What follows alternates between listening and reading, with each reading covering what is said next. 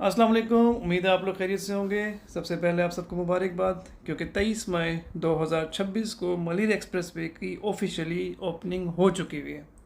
अब जो सफ़र हमारा डीएचए से बैरिया टाउन का या डीएचए से डीएचए सिटी तक का शायद सवा घंटा, 1.5 घंटा, बहुत दफ़ा पौने 2 घंटे भी लगते थे, 35 से 40 मिनट में हम लोग इंशाल्लाह अपने घर पहुंच जाएंगे।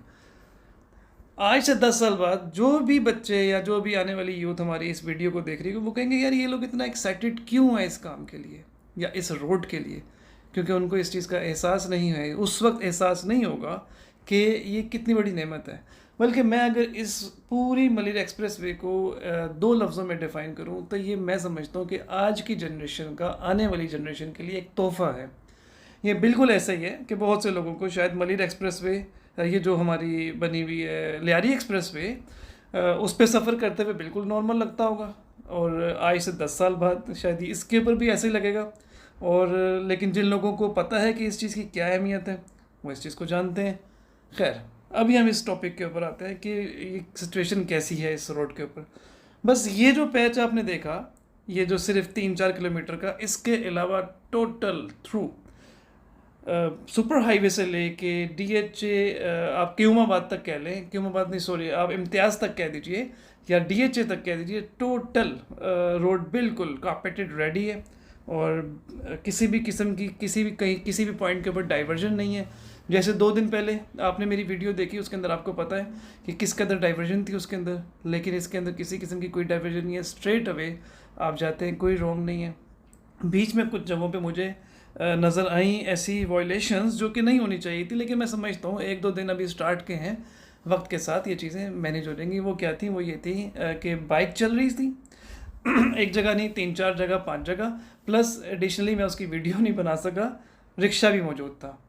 खैर, मुझे उम्मीद है कि आने वाले वक्त में ऐसा नहीं होगा, लेकिन इनमें सबसे इम्पोर्टेंट चीज़ ये है कि जो पुलिस के नाके थे, जो उसके लिए होते हैं, आपकी सेफ़्टी के लिए होते हैं, हमारी सेफ़्टी के लिए होते हैं, वो वहाँ पे मौजूद थे। ये सफ़र तकरीबन आप समझे मैंने 35 मिनट में किया, सुपर हाईवे से लेके डीएचए तक का। और मैं समझता हूँ कि ये हमारे लिए किसी नेमत से कम नहीं है। मैं फिर कह रहा हूँ कि आज से 10 साल बाद जो लोग ये वीडियो देख रहे होंगे, वो कहेंगे यार कितनी नॉर्मल सी चीज़ थी, और जिसके ऊपर ये इतना एक्साइटेड होकर बताते हैं कि ये एक मलिर एक्सप्रेस वे बनी है, इस तरह से हुआ। अगर मैं इसको फिर 1-2 लफ्ज़ों में डिफ़ाइन करूँ तो बेसिकली शहर को शहर से कनेक्ट कर दिया है। इसको थोड़ा सा और एक्सप्लेन करूँ तो बेसिकली जो अपकमिंग पूरा आपका सिटी डाइवर्ट हो रहा है, जो आपका पूरा एरिया डाइवर्ट हो रहा है, वो सबको पता है किस साइड पे हो रहा है। शहर में इतनी स्पेस है ही नहीं, शहर में इतनी जगह है ही नहीं। अब इस जगह किधर है? या तो आपके पास कराची शहर में बचती है डीएचए सिटी में, बहरिया टाउन में, या इसकी सराउंडिंग की जितनी भी छोटी छोटी बड़ी बड़ी पॉकेट्स हैं, और वहाँ पे जितनी भी आबादी आनी है। सबसे इम्पोर्टेंट चीज़ ये है कि ये वो वाहिद प्रोजेक्ट है जिसको सिर्फ सिंध गवर्नमेंट या पीपी की गवर्नमेंट ऑन नहीं करती, ऑन इन सेंस ऑफ कि वो ये कहें कि ये हमारा है। हर बंदा इस प्रोजेक्ट को के लिए बहुत एक्साइटेड था, बहुत ही ज़्यादा वेटिंग में था, और बहुत ही ज़्यादा एनर्जेटिक था।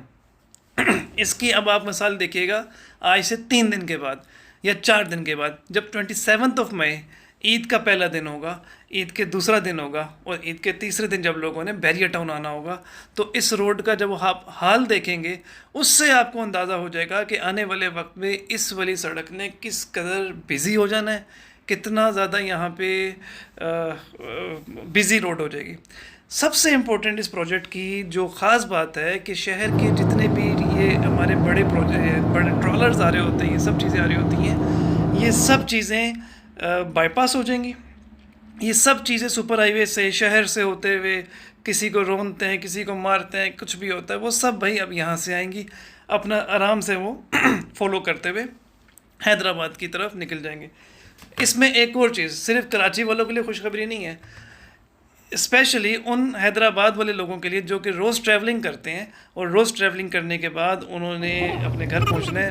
उनका जो 1.5-पौने 2 घंटे का सफ़र होता था सिर्फ काठोर तक पहुंचने का, वो तो सारा बाईपास हो गया। बल्कि वो समझे, वो जब घर से निकलेंगे चाहे उनका ऑफिस सदर में है, चंडीगढ़ रोड पे है, किसी भी पॉइंट पे, उन्होंने बस यहाँ से चढ़ना है। तो समझे जब यहाँ से वो चढ़ गए, DHA से वो मलिर एक्सप्रेस वे पे चढ़ गए, तो समझे वो मोटर वे पे ही चढ़ गए ऑल द वे। बस फिर वो अपने घर हैदराबाद में जाके उतरेंगे।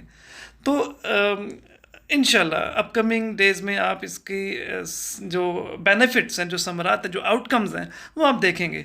बातों बातों में हम लोग DHA तक पहुंच गए। देखें ज़रा, सिर्फ 6-6.5 मिनट में हम पहुंच गए। लेकिन ऐसा नहीं समझना कि ये इतनी देर का सफ़र है।